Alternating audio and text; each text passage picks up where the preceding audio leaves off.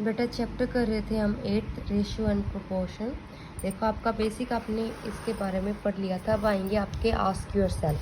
ठीक है, आपका फर्स्ट क्वेश्चन कहता है the number of the boys and girls in a school.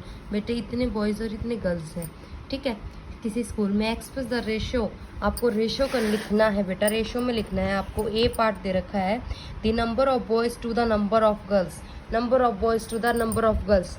तो बेटा क्या आएगा, 450 इज टू 1050।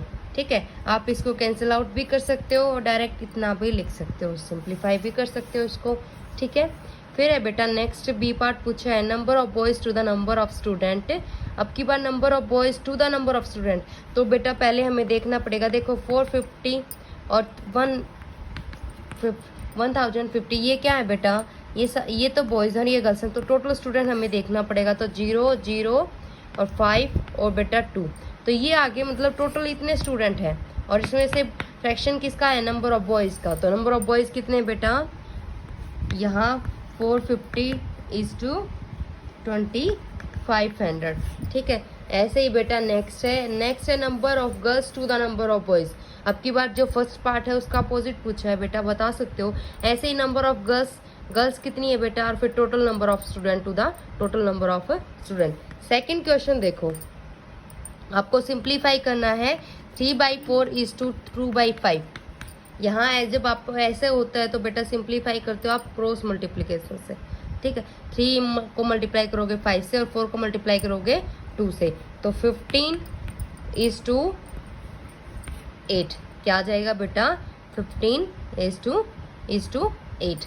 ओके, या फिर बोल सकते हो 15:8, या फिर बोल सकते हो 15 इज टू 8।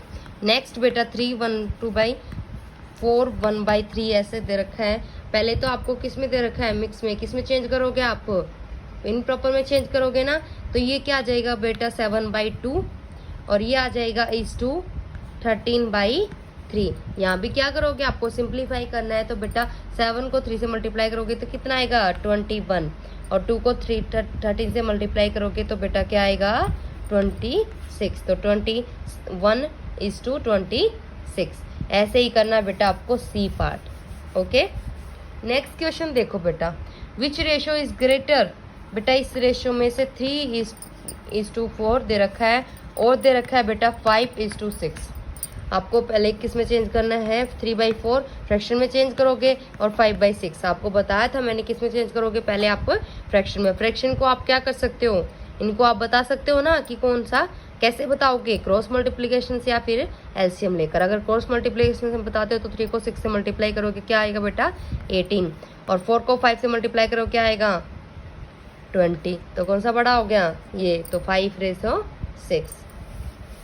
ठीक है, नेक्स्ट क्वेश्चन देखो बेटा, एक camera is sold off rupees. बेटा इतने, ये जो कैमरा है वो इतने में बेच दिया जाता है, कितने रुपीज़ में, इतने में 7500 में। The ratio of selling price to the cost price. बेटा रेशियो दे रखा है selling price to the cost price. Selling price और कॉस्ट प्राइस का क्या दे रखा है, रेशियो दे रखा है। What is the cost price of the camera. बेटा कॉस्ट प्राइस क्या होगा, सीपी क्या होगा। ठीक है, एसपी आपको गिवन है, एसपी होता है सेलिंग प्राइस। एसपी आपको गिवन है कितना बेटा 7500। ठीक है, आपको रेशियो दे रखा है किसका, सेलिंग प्राइस का और कॉस्ट प्राइस का। सेलिंग का और कॉस्ट का रेशियो क्या दे रखा है बेटा 5:4 या 5:4। तो ये आ जाएगा बेटा 5x और 4x। ठीक है, अब 5x आपका 5x किसके इक्वल है, सेलिंग प्राइस किसके इक्वल है, इतना है बेटा। तो यहाँ से आप किसकी वैल्यू निकालोगे, x की। ठीक है बेटा, ये क्या आ जाएगा 2500।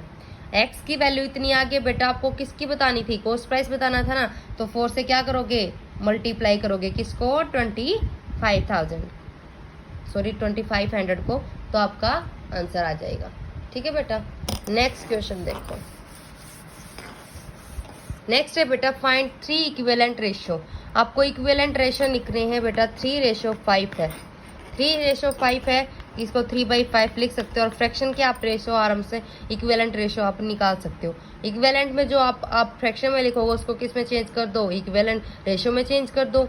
जैसे आपको 3/5 दे रखा, आपको रेशो में चेंज करना तो क्या लिखते हो, 3:5, 3:5। ऐसे ही बेटा 3/5 के आपको क्या निकालने पड़ेंगे, 3 इक्विवेलेंट रेशो निकालने पड़ेंगे, मतलब 3 इक्विवेलेंट फ्रैक्शन निकालो, फिर आप उसमें किसको चेंज कर दो, रेशो में चेंज कर दो, तो आपका आंसर आ जाएगा। ये आप कर सकते हो, ठीक है।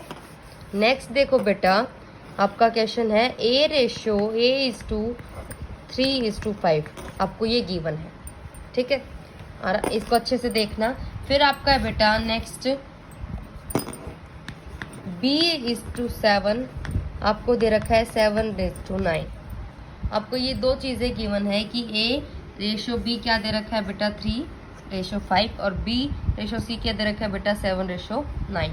अब आपको क्या निकालना है, फर्स्ट है बेटा आपको निकालना है A:C, मतलब A:C निकालना है। क्या निकालना है, A:C,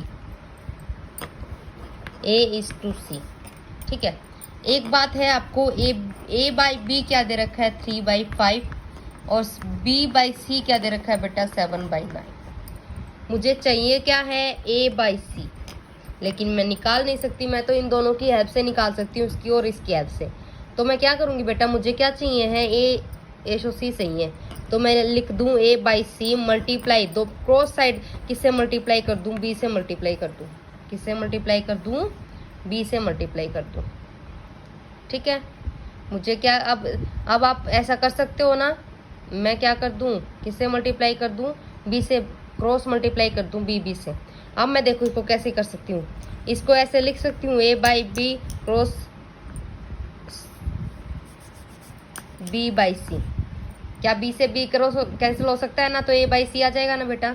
मुझे इसको चेंज करने के लिए B से क्या कर दिया, बोथ मल्टीप्लाई कर दिया, कर सकती हूँ क्योंकि कैंसिल आउट हो सकता है, ठीक है। मैंने इनको अलग अलग ऐसे लिख दिया, A के नीचे इस B को लिख दिया और C के नीचे इसको उस B के नीचे लिख दिया, ठीक है बेटा। अब A/B आपको 3/5 दे रखा है और B/C क्या दे रखा है बेटा 7/9।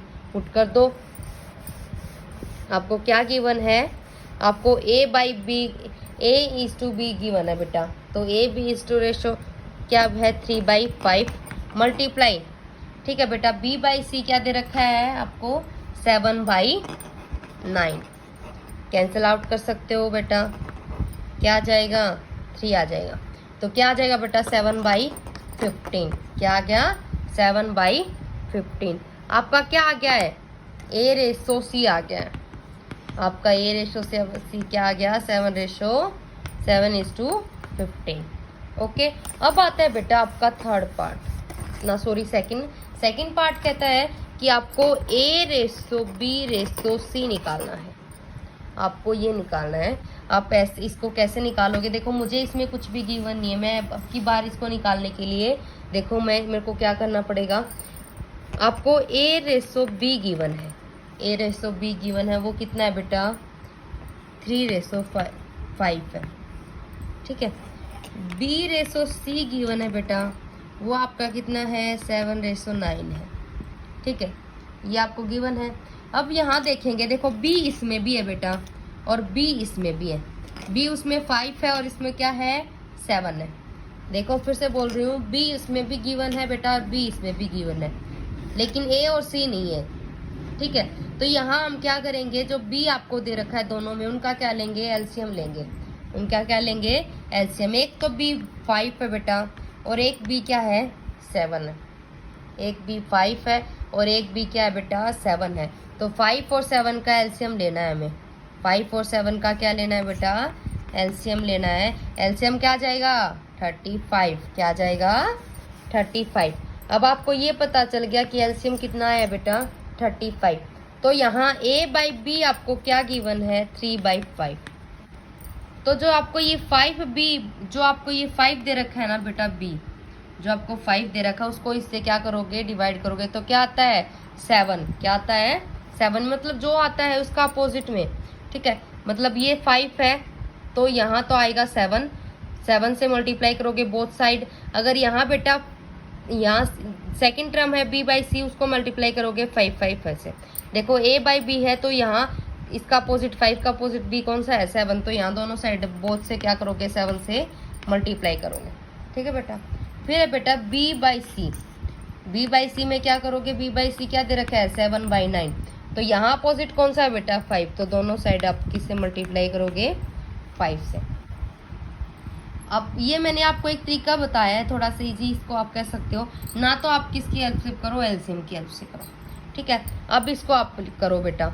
ठीक है, क्या आ जाएगा ये 21 बाई क्या आ जाएगा 35, 21/35 ये आ जाएगा बेटा आपका 7 को 5 से मल्टीप्लाई करो कितना आएगा 35 बाई ये आ जाएगा 45।